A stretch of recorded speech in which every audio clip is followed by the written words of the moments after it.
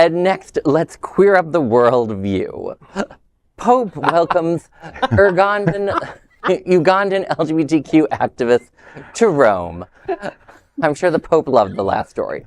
In a significant moment for LGBTQ advocacy, Claire Bugaba, a Ugandan LGBTQ activist and diversity officer at Chapter 4 Uganda, met Pope Francis in Rome earlier this month. Bugaba, who is at the forefront of LGBTQ support in a country where same-sex relations are criminalized, described the meeting as an honor. She used the opportunity to discuss the harsh realities faced in Uganda, where same-sex sexual relations are punishable by life imprisonment or even death under the Anti-Homosexuality Act.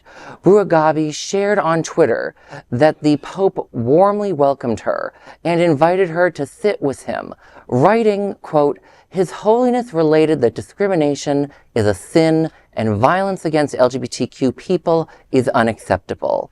He said the Church should never discriminate. He walks with everyone that has been denied their dignity. He further encouraged us to defend our rights, end quote.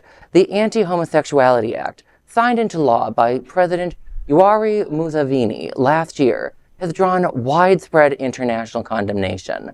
White House Press Secretary Karine Jean-Pierre previously called it deeply concerning, highlighting the global outcry against Uganda's severe anti-LGBTQ measures.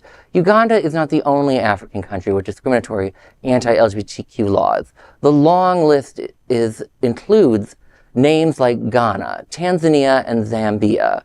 You know, this is both a wonderful and sad story at the same time, both seeing what's happened in Uganda and, researching a little bit of the story ahead of time. The Ugandan president loves to use things like this to get a public outcry internationally and then condemn the public outcry as interference, which is a strategy we see in a lot of brutal dictators and authoritarians tend to use.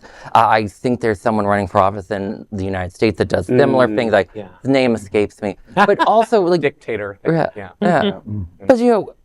the Pope is a very imperfect person. But Pope Francis, I always have a soft spot for him. I call me a Pope Francis apologist. I know, but he always said at the end of the day, show that he's a human being that does care about other people. Mm-hmm. Yeah, that's true. I think too, we have to realize we have to, meet people where they are, and Pope Francis is, the head of the Catholic Church, which has a very long history of not being welcoming to our community. So, there are small steps he's taken. He's also, as we've covered here, taken some steps backwards and used some language that might not be politically correct today. But again, he is making the effort, which is more than we can say for the Ugandan president. I just have to say my heart goes out to all the LGBTQ Ugandans, because I know life is really hard for me at times, but I can't even imagine living in a country where it's a threat. You're threatened to be sentenced to life and even possibly death. Absolutely. So it must be so hard for those folks. And all the other countries, like you named Ghana and some of the other ones. I mean, my heart goes out. And I never take it for granted. We have our problems here in America, but I am proud and happy to be an American. And I also am able to see the benefits and the progression that we have here, as opposed to other places in the world where LGBTQ people, they're way behind us, Well said. And I'm going to sing, che kule, kafisa, kafisa langa, la chilanga, ku, adende. That's a Ghanaian song.